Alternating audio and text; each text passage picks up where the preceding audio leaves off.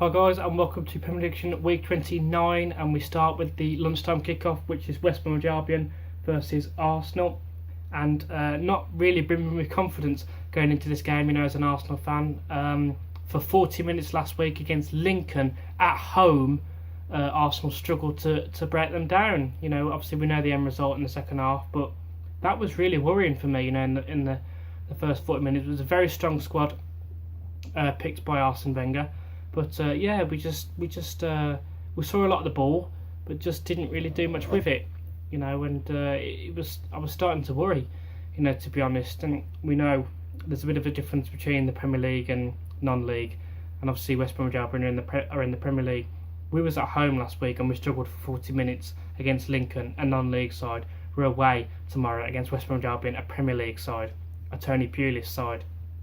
So I wasn't really brimming with much confidence writing these predictions down for this one, but I am going to go for Arsenal to nick it, because I do think that obviously we are the stronger side. Yes, West Bromwich Albion will cause problems for us, but I expect our better quality to see us through.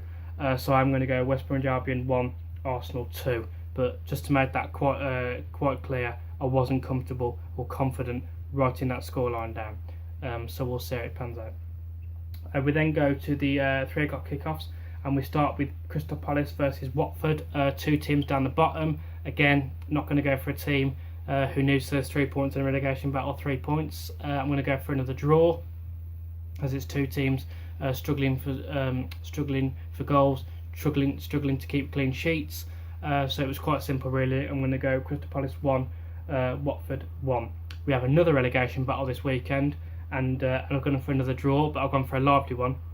We have Sunderland versus Burnley. Obviously Sunderland, again, they can score a lot of goals, but they concede too many. I was really impressed with Burnley last week against Liverpool. Obviously, again, the end result, it was 2-1. But Burnley, for majority of the game, was actually the better side.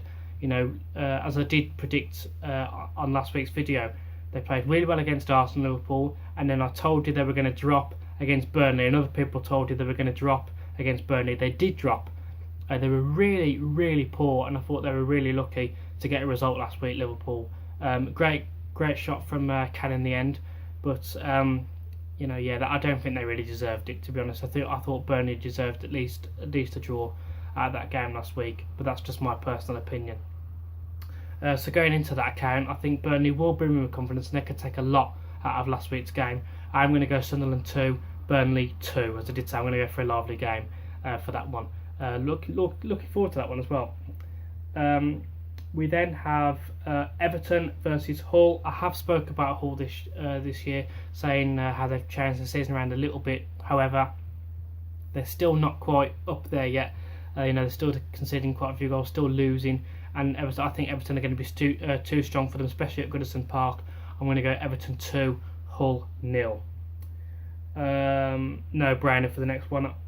We have Stoke versus Chelsea. Very good game between Chelsea and Manchester United in the FA Cup on Monday, and obviously Chelsea were just better on the night, to be honest. They scored two, which was always going to be the case anyway. I thought Manchester United did what I thought they were going to do, try and catch Chelsea on the break, and they did nearly score a couple of times by doing that. As I said, Chelsea's quality just played the better part, and being at home as well played a part in that as well. No brainer for this week. I'm going to go Stoke 0, Chelsea 2. As I said, Chelsea are the team to beat, and I don't think Stoke are going to be the team to do it. But there's been shocks in this Premier League, so we'll see. We then have West Ham versus Leicester. I'm going to go for another lively game in this one. Obviously, Leicester were brimming with confidence, getting through to the quarterfinals of the Champions League, and that's fantastic for English as well. Obviously, with Arsenal getting knocked out, Manchester City getting knocked out, Spurs getting knocked out in the group stages earlier on in the year. So Leicester really are the only team to really represent the English clubs now, and just as well, wouldn't that just be a funny fairy tale? They won the Premier League last season. They started off really low in the Premier League this season, got rid of Claudio Ranieri, and now they're in the quarterfinals of the Champions League. Imagine if they actually went on to win the Champions League. Well, what a fairy tale that would be. Can't really see that happening, but then again, I did say that last year for some time in the Premier League as well. So there are shocks in this footballing world. However, back to tomorrow's game. Obviously, again, West Ham, they can score goals, they can concede goals. Leicester, they can score lots of goals, they can concede lots of goals. So yeah, you called it. I'm going to go West Ham 2, Leicester 2. We then have the 5:30 kick-off, another lively game. We have Bournemouth versus Swansea, and again, Bournemouth can score lots of goals, they can concede a lot of goals. Swansea don't really score that many goals, but they can concede quite a lot as well. So for the lively game on this one, I'm going to go Bournemouth 3, Swansea 2. And if my results, if the weekend's to go any by my results, I think we're in for a full weekend this weekend. So let's hope and pray, especially if you're on the winning side. We then go to the Sunday kickoffs now, and we have Middlesbrough versus Manchester United. I need to talk about Middlesbrough actually, because they sacked their manager in the week, and I've been saying all season, how I've been quite impressed with Middlesbrough. I need to pay attention a lot more to the Premier League, to be honest, than the teams down the bottom, because I didn't realise that Middlesbrough are actually sitting 19th in the bloody table. And when I read that the other day when they got sacked, I was like, bloody hell, I didn't realise that. I need to concentrate more on the teams down the bottom. But I don't think. But I know they're down the bottom, and people are saying that they're scoring for goals. But I don't think they're playing that bad. They just can't score goals, and obviously they concede a lot of goals.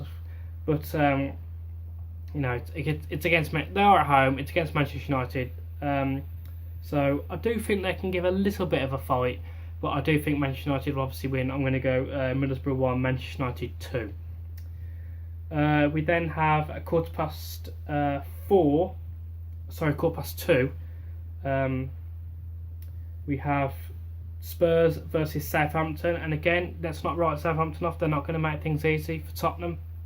We saw how Southampton played against Liverpool in the Capital One Cup. We saw how they played against Manchester United in the final. So Southampton are no mugs. Everyone seems to think that Southampton are going, oh, this will be the year they fail because they've let Lallana go.